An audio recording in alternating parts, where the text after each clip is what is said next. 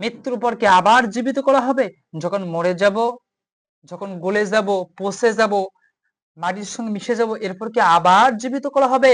যারা এরকম বলে, যাদের বিশ্বাস হলো এরকম, তারা কুফরি করে। আর আল্লাহ সুবহানাহু ওয়া তাআলা বলতেছেন, যারা কুফরি করে ওদের গলায় থাকবে শিকল, আর ওরা হবে আগুনের অধিবাসী, সেখানে তারা স্থায়ী হবে, চিরকাল থাকবে। নাউজুবিল্লাহ। তা আল্লাহ সুবহানাহু ওয়া তাআলা 13 নম্বর সূরা 5 নম্বর আয়াতে যারা রবের নিদর্শনকে মৃত্যুর পর জীবিত করা হবে অস্বীকার করে, আল্লাহ সুবহানাহু ওয়া তাআলা বলতেছেন, ওয়াইন তাজা ফাজাবুম কওলুহুম আইদা কুননা তুরাবান আইন্না লাফি খালকিন জাদিদ।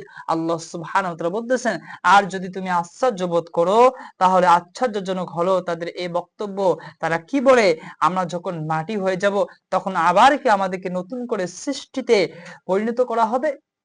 মরে যাব, গলে যাব, পচে যাব, মাটির সঙ্গে মিশে যাব, আবার কি জীবিত করা হবে?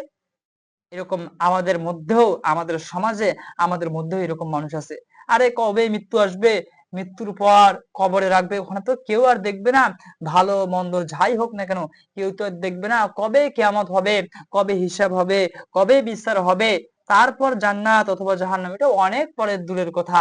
এখন দুনিয়াতে খাও দাও ফুর্তি করো, দুনিয়াটা ঘুরে দেখো। এই দুনিয়ার এত সুখ, এত কিছু ভোগ বিলাসিতা, এগুলোকে আমরা ত্যাগ করব? গান বাজনা, সুদ ঘুষ, নারীদের মধ্যে বেহায়া বেশ্যাপনা, কত আনন্দ মজা, এগুলোকে আমরা ছেড়ে দেব ওই আখিরাতের কথা, ওই মৃত্যুর পরের কথা? বর্তমান সমাজে একই রকম মানুষ পাওয়া যায়। এর জন্য তারা আল্লাহর ইবাদত করে না, এর জন্য তারা আল্লাহর আদেশগুলো মানে না, এর জন্য তারা আল্লাহর নিষেধগুলো মানে না, আল্লাহ যেগুলো আদেশ করেছেন সেগুলো মানে না, যেগুলো হারাম করেছেন, নিষেধ করেছেন, তারা নিষিদ্ধ কাজগুলি তারা করে। এই হলো বর্তমান আমাদের সমাজে এই উম্মার, এই জাতির হলো অবস্থা।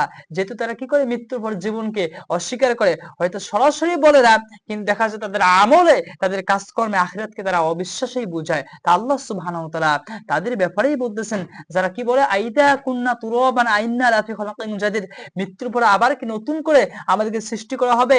আল্লাহ সুবহানাহু ওয়া তাআলা বলতেছেন, উলাইকাল্লাযিনা কাফারু বিরাব্বিহিম, উহারাই তারাই রবের সঙ্গে কি করে কুফরি করে, উলাইকাল আগলালু ফি আনাকিহিম, আল্লাহ সুবহানাহু ওয়া তাআলা বলতেছেন তাদের গলার মধ্যে গলদেশের শৃঙ্খল থাকবে, উলাইকা আসহাবুন নার, উহারাই তাহারাই আগুনের অধিবাসী, হুম ফিহা খালিদুন, সেখানে তারা চিরস্থায়ী হবে, সেখানে তারা চিরকাল থাকবে। নাউজুবিল্লাহ। তাহলে যারা রবের সঙ্গে কুফরি করে, কুফরি কি? মৃত্যুর পর আবার জীবিত করা হবে, আল্লাহ সুবহানাহু ওয়া তাআলা। যারা আখিরাতকে অবিশ্বাস করে, কিয়ামত দিনকে অস্বীকার করে, মৃত্যুর পর আবার জীবিত করা হবে এটাকে অস্বীকার করে, কিয়ামতের দিন আল্লাহ সুবহানাহু ওয়া তাআলা মিজান, ভালো মন্দ, দাড়ি-পাল্লা ওজন করবে, এটাকে যারা অস্বীকার করবে, যারা কিয়ামতের দিন মৃত্যুর পর জীবিত করা হবে, কিয়ামতের দিন যাদের ঈমান থাকবে, আমল থাকবে, তারা জান্নাতে যাবে। আর যারা রবের সঙ্গে কুফরি করবে, শিরিক করবে, তাদেরকে জাহান্নামে দেওয়া হবে। এটাকে অস্বীকার করে যারা মনে করে মরি আর বাঁচি, দুনিয়ার জীবনই হলো প্রকৃত জীবন, দুনিয়ার জীবনই হলো আমাদের জীবন, মৃত্যুর পর জীবন বলতে কিছুই নাই। আসলে এটা হলো কালের প্রভাব ছাড়া আর কিছুই হয় না। এই মরি বাঁচি যা হয়, দুনিয়ার প্রাকৃতিক নিয়ম হইতেছে এটা, যে মৃত্যুর পর আবার কি আসবে। যারা এরকম মনে করে যে আসলে মৃত্যুর পর জীবন বলতে কিছুই নাই, মানুষ এইভাবে আসতেছে, এইভাবে আসতেই থাকবে, মরি বাঁচি এটাই হলো একমাত্র জীবন। নাউজুবিল্লাহ, আস্তাগফিরুল্লাহ। এজন্যই তারা আল্লাহ ইবাদত করে না, এজন্যই তারা আল্লাহর দাসত্ব করে না, এজন্যই তারা আল্লাহ তাআলার কি করে না, গোলামি করে না। তা আল্লাহ সুবহানাহু ওয়া তাআলা আপনি আমাদেরকে বাঁচার তৌফিক দান করেন, আপনাকে চেনার, আপনার ইবাদত করার, আপনার দাসত্ব করার আল্লাহ সুবহানাহু ওয়া তাআলা আমাদেরকে তৌফিক দান করেন। আল্লাহুম্মা আমিন।